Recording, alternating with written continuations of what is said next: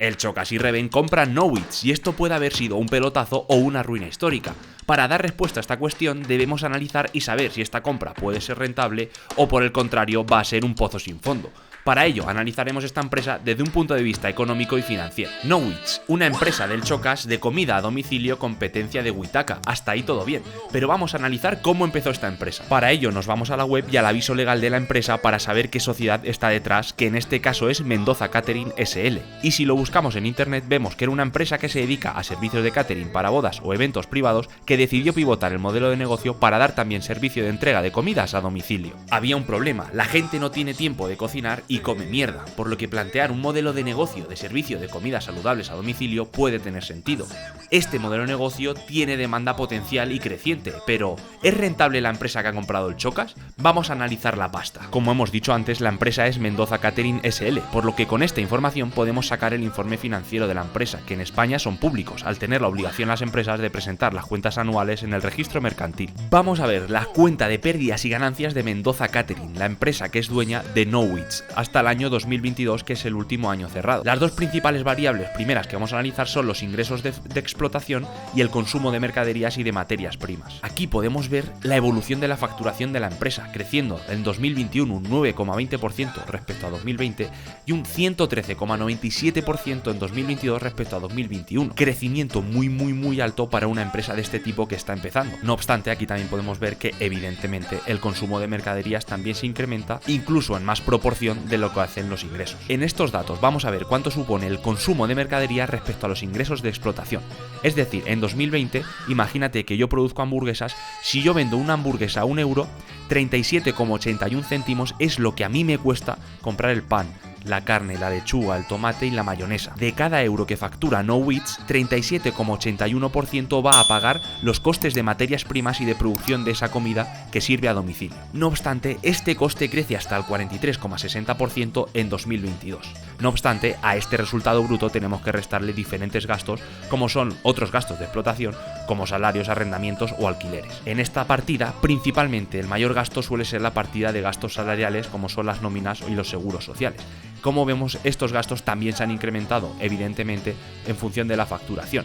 Pero sí que es cierto que en 2020 esta empresa perdía 20.000 euros y en 2022 ha conseguido cerrar un resultado de explotación de 55.000 euros. No obstante, aquí estamos viendo los gastos de personal que ha tenido esta empresa. Si os fijáis, no solo no han ascendido con el incremento de facturación, sino que han descendido. Pero este bajo gasto en salarios hace contraste con el alto gasto de explotación que ha tenido en otras partidas que no tenemos el desglose. Esto intuyo que se debe a que han alquilado muchos locales y mucha maquinaria, o quizás incluso podría ser que cierta parte de su personal esté como autónomo y no como contratado directo, por lo que el gasto de personal no se incrementa, pero sí el gasto en servicios profesionales. Como decíamos, pasa de menos 20.000 euros en 2020 a 55.000 euros en 2022. La siguiente partida que tenemos es el resultado financiero, no obstante es muy bajo tanto los ingresos financieros y son mayores los gastos financieros, cosa que es siempre común en empresas que no se dedican a inversiones financieras, por lo que normalmente tú tendrás deudas que te generan unos gastos financieros, pero tú no tienes activos que rentabilices a través de intereses porque tu capital lo utilizas en producir el servicio o producto. Tras restar esta partida tenemos los resultados ordinarios antes de impuestos. Tras el hachazo del Estado después de esos beneficios, el resultado del ejercicio en 2022 son 36.522 euros. Vamos a analizar ahora el balance de situación de Mendoza Catering para el año 2022. El balance está compuesto principalmente del activo,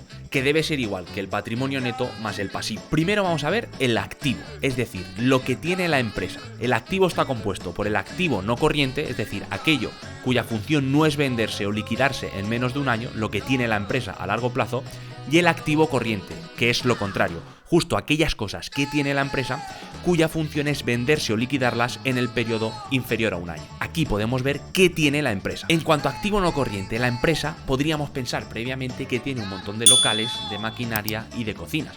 Pero como vemos aquí, tenemos el activo material y el activo inmaterial. En contra de lo que podríamos pensar, que es que tiene un montón de cocina, un montón de locales y un montón de activos materiales, tiene casi la misma cantidad de activos materiales como cocinas y locales que activos intangibles, que podría ser esas marcas o esas licencias o softwares. Dato sorprendente en una empresa que se dedica a la cocina y que requiere de esa estructura fija de cocinas, maquinaria y herramientas. Pero ¿qué tiene a corto plazo?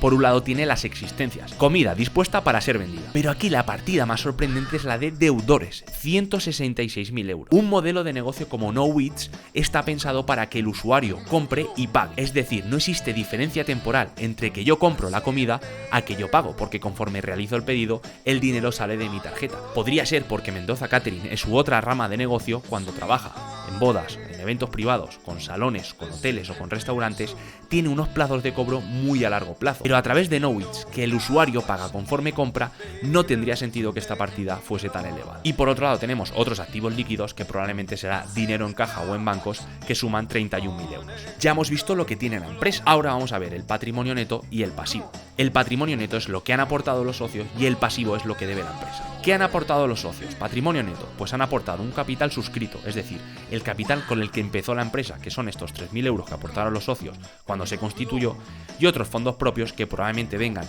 de los resultados del ejercicio acumulados de los años anteriores, que suman 46.000 euros. Esta partida significa, cuando una empresa da beneficio, los socios pueden retirar ese dinero de la empresa y sacar los dividendos, o mantenerla en la empresa para fomentar esa inversión y que ese dinero se mantenga en la empresa a través de la partida que se llama reservas. Esto es lo que han invertido los socios, pero ¿cuánto debe la empresa? Es decir, el pasivo a largo plazo, a más de un año vista, que es tan solo 1.320 euros, prácticamente anecdótico, y el pasivo a corto plazo, que son 219.000 euros. Todo aquello que debe la empresa que tiene liquidar en el plazo inferior a un año. Este pasivo a corto plazo está compuesto por deudas financieras, lo que le deben al banco, que son 27.000 euros, acreedores comerciales, sus proveedores a los que les deben dinero, probablemente los proveedores a los que le compran la carne, el pan y la lechuga, que les deben 35.000 euros, y otros pasivos líquidos que suman la cantidad de 156.000 euros, que es relativamente alta, porque normalmente en esta partida de pasivo a corto plazo, la partida más importante suele ser deudas financieras o deudas bancarias. La empresa del Chocas, tras analizar los resultados económicos y financieros en 2022 y a la espera de ver qué pasa en el año cerrado 2023,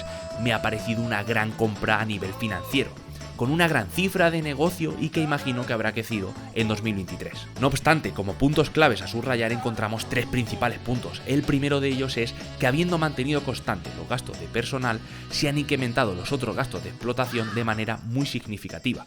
No sé si se deberá, imagino que sí, principalmente a que la empresa ha optado no por invertir en locales, maquinaria y cocinas, sino por alquilar estas, de manera que no tenga que invertir tanto, aunque esto repercute negativamente en que se incrementan los gastos y el resultado es sustancialmente inferior. Por otro lado tenemos los deudores comerciales, es decir, el dinero que le deben, que es un número sustancialmente alto, teniendo en cuenta su modelo de negocio y que la gente, conforme compra, paga.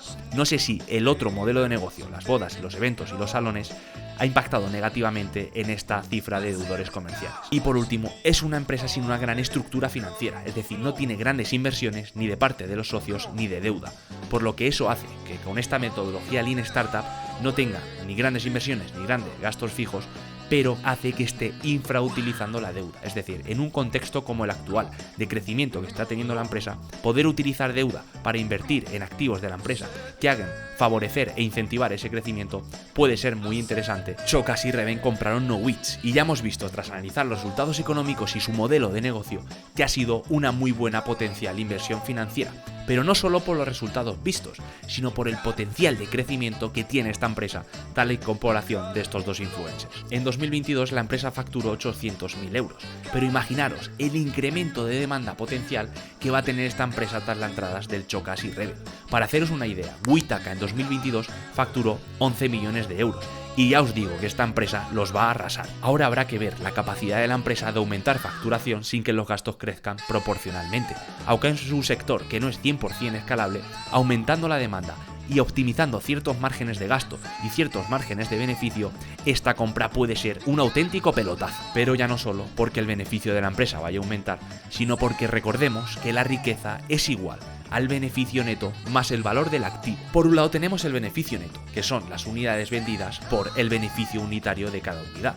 Ya hemos dicho que las unidades se van a incrementar tras su incorporación seguro, y el beneficio unitario se puede optimizar haciendo esos ciertos ajustes de márgenes. Y por otro lado tenemos el valor del activo, que no es más que ese beneficio neto por el multiplicador de la industria, que no es más que aquello que alguien está dispuesto a pagarte por comprar tu empresa. Por ejemplo, 10 veces el beneficio actual. Aquí hemos puesto dos supuestos. Por un lado, lo que va a incrementar los ingresos de explotación tras la entrada a esta empresa del Chocas y Reven. Ya hemos dicho que Withaka facturó en 2022 11 millones de euros. Vamos a pensar que para 2025 esta empresa puede facturar, por ejemplo, 4 millones de euros. Por otro lado, hemos dicho que se pueden optimizar ciertos márgenes. En 2022 teníamos un 5,93%, pero normalmente las empresas operan con un margen de beneficio alrededor del 10%, por lo que vamos a imaginar que el resultado antes de impuestos va a ser esos 4 millones por el 10% de margen de beneficio. Hemos pasado de 40.000 euros a 400.000 euros de beneficio neto.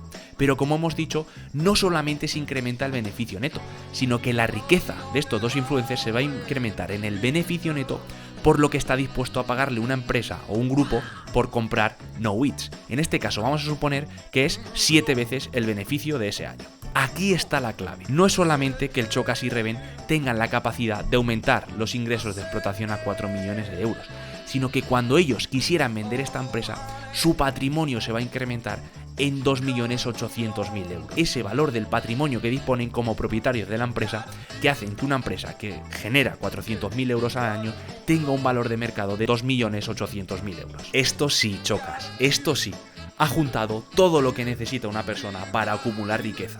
Que sus ingresos no dependan de su tiempo, como sí pasa con el streaming. Tener una marca personal de la que derivar tu audiencia a un producto o servicio y crear o comprar una empresa. Estos tres activos, estos tres valores, son un cóctel molotov para la riqueza. El Chocas se empozó y se jugó la vida comprándose un piso de 2 millones de euros. Imagina el rendimiento que pudiese obtener si en vez de invertir en ladrillo, invirtiese en cosas de este tipo. Si quieres saber por qué digo que literalmente se jugó la vida, nos vemos en el siguiente vídeo.